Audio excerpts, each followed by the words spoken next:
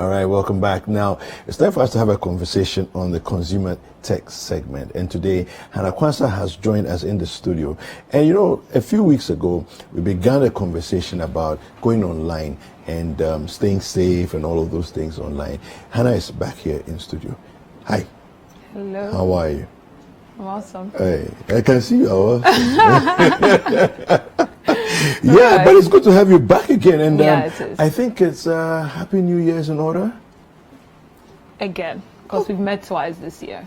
Oh, really? Mm-hmm. Hey, I'm the one who's lost my lost track.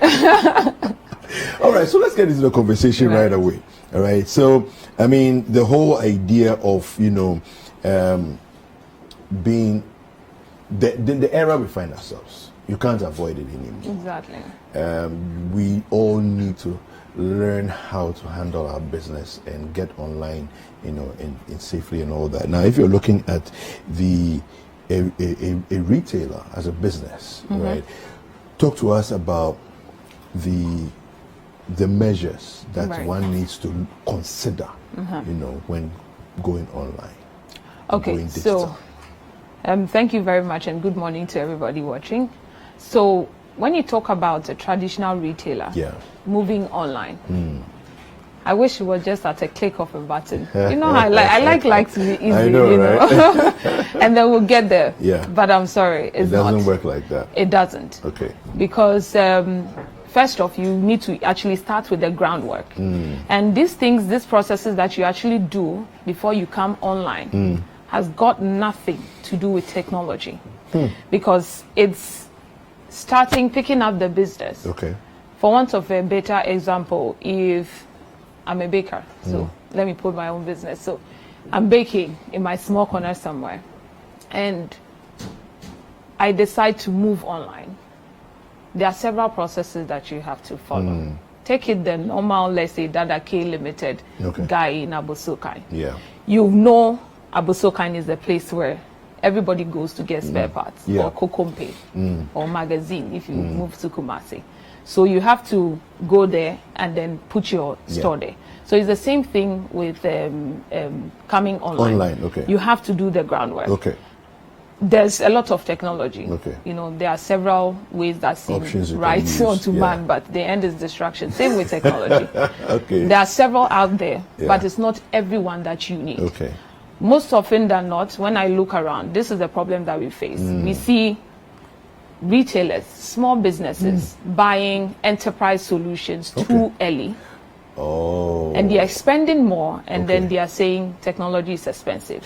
Okay. So basically, they're going to the market, they're going to shop for generic or general purpose things, which may not necessarily be suited to what you specifically need. Okay. Because there's some groundwork for my business. I bake, and I don't need a website. I can sit down 2 days, I'll create a website for myself. But do I need it to know? Okay. Because when the market expands, and then you seek to, let's say, export cakes outside the country, for example, then you'll be looking at having a website. Okay. So certain things are okay to do, but they are certainly not. Okay. It comes into, after you've done your background research, how much budget you have, what money I can give off. Then you now come and talk to your customer base. Okay. How do they like things done for them? Because you are coming online because of these people. So if you cannot actually sort of tie in with them, get their buy-in on how you're supposed to even run this digital store, you would have like a lot of problems. Like consumer behaviors will change. Even some, you may set up the store and then they will never be there.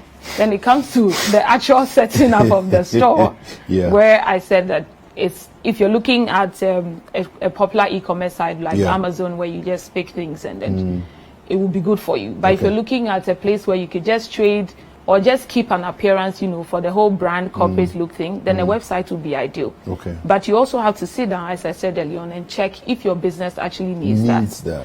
So after you're done setting up with the shop, then you now come on to engagement, which is social media.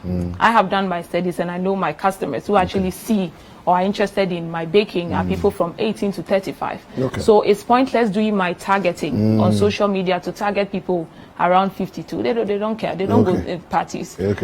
So all of that comes into place, and even in setting up the store and even having a social media page to even complement your store. Yeah. There's even the language that you need to learn. Okay. I'm talking about hashtags, for example. You need to know what a hashtag is. What does it even do for you? Yeah. So in the end, you can actually think that I want to DIY this, do it yourself. But I would advise that you get somebody who knows the ins and outs of this to help you move your business out there. So do your research, check with your customers, eventually build your store, complement it with social media, and above all, consult with somebody who understands the language. I like that. Yeah. So basically what we're looking at here is don't try to go solo, as Yes. it were. Yes. Don't try to go solo, even though it's a small business. Exactly. And you're even transitioning at a stage where maybe you don't have too much funds. Yeah. Seek advice, because it will end up being cheaper Exactly. for you. And technology is scalable. Okay. So today you can buy, before we were buying like huge servers, whether you like it or not, no. Now there's cloud computing, Okay. there's cloud storages, so you can Okay. just buy, if my company is just 5 people, I could just buy a storage that is okay for 5 people, let's say 100 gig, and I'm Yeah. running my business nice and light. I'll just get an ERP, like a smaller version. I don't need to go like enterprise edition, and I can save some coins. And then once my business is moving, You can I move always along with it. ramp it up. Exactly. Right. Wow. Okay, so any warning signs, any warnings that people need to pay attention to? The whole transitioning thing. Yeah. I think is difficult for a lot of people, Yeah. but some people do it easily because maybe there's an affinity comes- for the yes, tech thing. yes. But people struggle. Are there any things, pointers, 1 or 2 things that people should just watch out for, Okay. regardless? Yes. So if you're moving online, one thing you have to realize that these customers that you cannot see, they are the most dangerous customers. Okay. They can make and or make you. So I have some interactions with some pages just to see. So sometimes I'm like, hey, you don't talk to your customers like this. Yeah. You don't even know who I am. Yeah. Perhaps I'm even an authority, a regulator in your Yeah, field, in your space, and yeah. it will be bad for you. Yeah. So prompt messaging, prompt response. Okay. That is what customers want. I message you, please, how much is it? And this whole DM me and ask for price thing with our local It doesn't- businesses, it's a I no-no. don't get it. Okay. Unless you are making custom stuff or custom Yeah, products, yeah. fine. But if it's a standard product like a tablet you are selling, put the What's price a there. DM for? Yeah. Like direct message me Yeah, to get yeah, price. exactly. Why? Doesn't make any sense. You Okay. need me, Thank you. not Thank the other you. way around. Thank you. How do people get in touch with you? I'm on Instagram at AmaBlueQ. You can also tweet at me at same handle. All right. Okay. So we've been speaking with Hannah Kwanzaa, aka Ama Blue Q, and the conversation is very important. You need to go back and replay this. Just make sure that you stay safe online. Frema. Yes, Kweku.